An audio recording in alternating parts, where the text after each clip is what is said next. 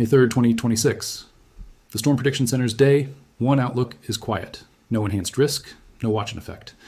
A slight risk in parts of southern Georgia and to northern Florida.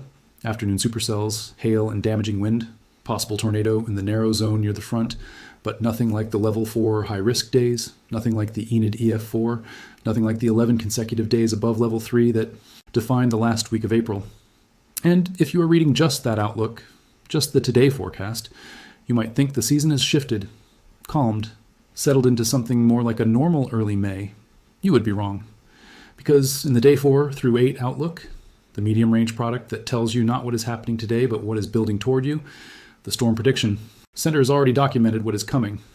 Rich Gulf moisture, a surface low developing over the southern plains, a cold front pushing southeast across Oklahoma and Arkansas, 60 to 70 degree dew points in the Arklatex by Tuesday evening, and the specific phrase that every operational meteorologist in the central United States knows means severe weather is not just possible but probable.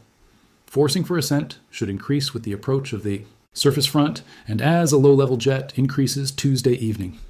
The low-level jet, the nocturnal conveyor belt of warm, moist air that feeds supercell thunderstorms through the night while the population below is sleeping. The storms are not exploding today. They are being built, and by Tuesday, May 5th, 2026, they will be ready. Here is the atmospheric architecture of what is developing, because the day 4 through 8 outlook description requires translation from meteorological language into the specific picture of what Tuesday's environment will actually look like for anyone standing in southeast Oklahoma or northeast Texas or western Arkansas as the afternoon clouds start to build. A southern stream shortwave trough is emerging from the southwest, a compact upper-level disturbance moving northeast, carrying energy that will enhance lift and deepen the wind shear profile over the southern plains by Tuesday afternoon. Simultaneously, a separate upper trough is moving out of the northern plains and upper Midwest. The persistent amplified upper-level low that the Weather Prediction Center identified anchoring over southeast Canada has been sending disturbances southward all week, and this is the latest one. When these two energy sources merge, the southern stream shortwave from the southwest and the northern trough from the upper Midwest, the result is a deepening surface low-pressure system over the southern plains, a strengthening cold front pushing southeast across Oklahoma and Arkansas, and a low-level jet that begins increasing Tuesday. Evening in exactly the configuration that operational meteorologists classify as a tornado-producing atmospheric setup.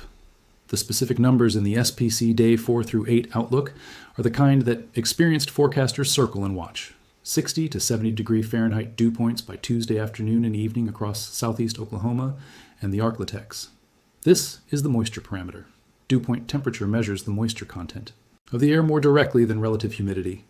A 70-degree dew point means the air near the surface contains an extraordinary amount of water vapor, enough that even modest heating produces steep boundary layer lapse rates that contribute to the instability values that fuel thunderstorm updrafts. And the specific geographic location of those high dew points, southeast Oklahoma and the Arklatex, the three-state corner where Arkansas, Louisiana, and Texas meet, is the region that has been the source zone for every major severe weather event of the April outbreak sequence.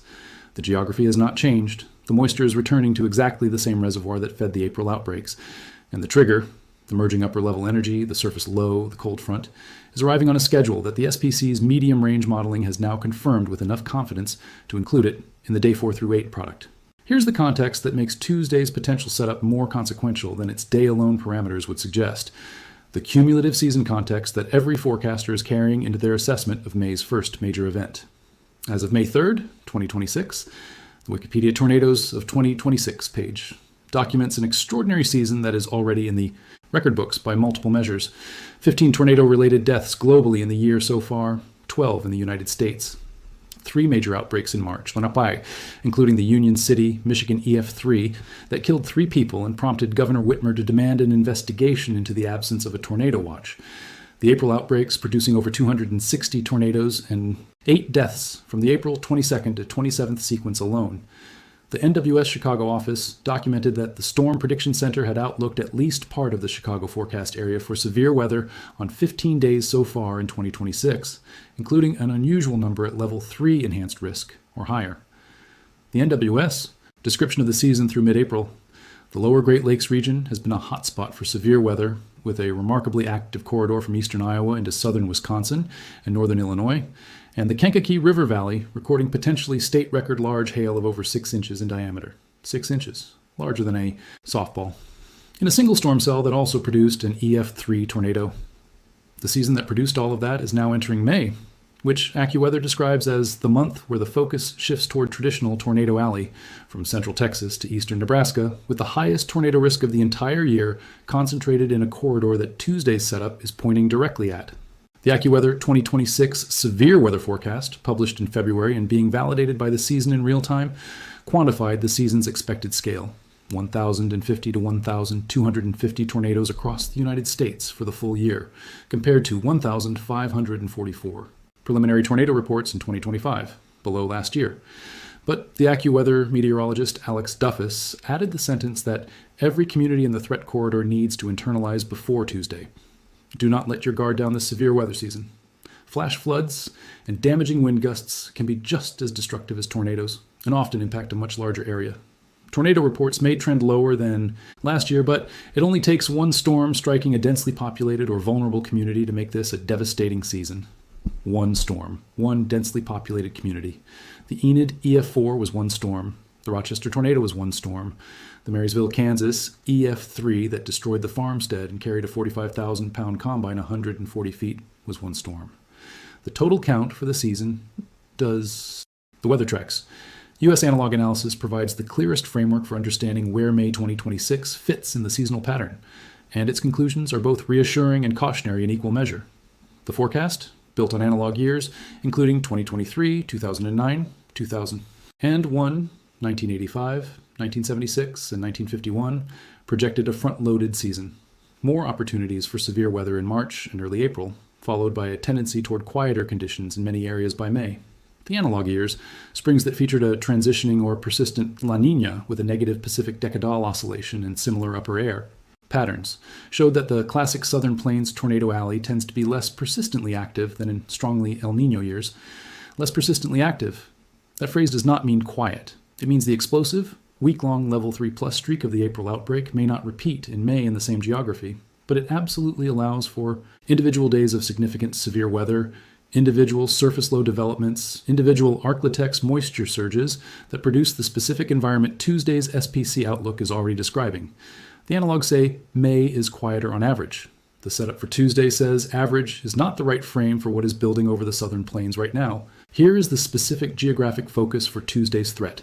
And this is the information that determines whether Tuesday's storms are a moderate regional event or the beginning of the season's next major chapter. The SPC Day 4 through 8 outlook places the primary uncertainty area for Tuesday in a corridor from central and eastern Oklahoma, through the arc-latex into the lower Mississippi Valley. This is not the Oklahoma City to Kansas City corridor that saw the worst of the April outbreak. It is a southward shift, deeper into Oklahoma, into Arkansas, into Louisiana, and northern Mississippi. The atmospheric reasons for this shift are the same ones that produced the Runaway Bay, Texas fatalities on April 26th, and the Stone County, Arkansas tornado emergency on April 27th. As the season progresses and the upper level pattern evolves, the most favorable severe weather zone migrates southward as the Gulf moisture source becomes more consistent and the cold air outbreak dynamics become less important relative to the shear and instability associated with the low-level jet. This is the seasonal transition that AccuWeather described in its forecast. By May, the focus shifts toward traditional tornado alley from central Texas to eastern Nebraska. Tuesday's setup is the first fully a May mode severe weather event of the season, and its character will be different from April's outbreaks, not just in geography, but in structure. May supercells in the southern plains are often more discrete, more organized, more capable of producing the long-track wedge tornadoes that define the classic Great Plains tornado experience. Less QLCS activity, more solo supercells with persistent rotating updrafts. The kind of storm that you can see coming from 30 miles away, and that is still, if you are in its path, one of the most dangerous meteorological events on Earth. The new Storm Prediction Center Conditional Intensity Group System, launched March 3, 2026, adds a layer of information to Tuesday's outlook that did not exist in previous severe weather seasons. Instead of just probability, 30% chance of severe weather. The new system also provides intensity guidance. If a tornado forms in this environment, how violent is it likely to be? The CIG framework, developed from 20 years of SPC mesoanalysis data, gives emergency managers and the public a tool they have never had before. Not just whether severe weather will happen, but how bad it will be if it does. For Tuesday's environment, 60 to 70 degree dew points, merging upper level energy, deepening surface low, strengthening low-level jet. The CIG indicators for tornado intensity, once they are posted Tuesday morning, will tell every emergency manager in southeast Oklahoma and the Arklatex whether the tornadoes that develop are expected to be EF0, brief touchdown events, or EF3+, long-track violent tornadoes. This is the information that determines whether schools shelter in place or close early, whether nursing homes execute evacuation plans, whether FEMA prepositions surge resources in the region before the storms arrive rather than after. Here's what you should do between now and Tuesday evening if you live anywhere in the corridor, from central Texas through eastern Oklahoma, the Arklatex, and into the lower Mississippi Valley. Watch the SPC Day 1 and Day 2 outlooks on Sunday evening and Monday morning for the placement and intensity of the risk areas. If a level 3 enhanced risk or higher is in your area on Monday, before the storms arrive Tuesday, treat that as a day to verify your shelter plan, charge your devices, fill your car's gas tank, and ensure that everyone in your household knows where to go and what to do when a tornado warning is issued. If Tuesday, morning's SPC outlook shows a level 4 high risk anywhere in the corridor, the preparation escalates. Plan to be home and in proximity to your safest shelter before the afternoon. If you are a parent, know your children's school dismissal plans for severe weather. Many districts in the Oklahoma, Arkansas, and Louisiana school systems have specific severe weather shelter protocols that only activate when a warning is issued, not when a watch is issued. Know the difference. A watch means the atmosphere is capable of producing severe weather. A warning means it is happening now or is imminent. In a 60 to 70 degree dew point environment with a strong low-level jet and a surface low developing over the plains, the time between watch and warning can be very short. The season has been extraordinary. 260 April tornadoes, 15 days of level 3 enhanced risk or higher from the NWS Chicago area alone. Potentially record-breaking 6-inch hail in Kankakee County, the Enid EF4, the Rochester traffic camera tornado. And now, one quiet day on the SPC map, today, May 3rd, followed by a day 4 through 8 outlook that is describing exactly the atmospheric ingredients for the next significant outbreak. The quiet is not the end. It is the gap. And on Tuesday, May 5th, 2026, as the surface low deepens over the southern plains and the cold front pushes southeast across Oklahoma and Arkansas, and the low-level jet begins increasing after sunset, the storms are going to explode. They will not give much warning about exactly where. They never do.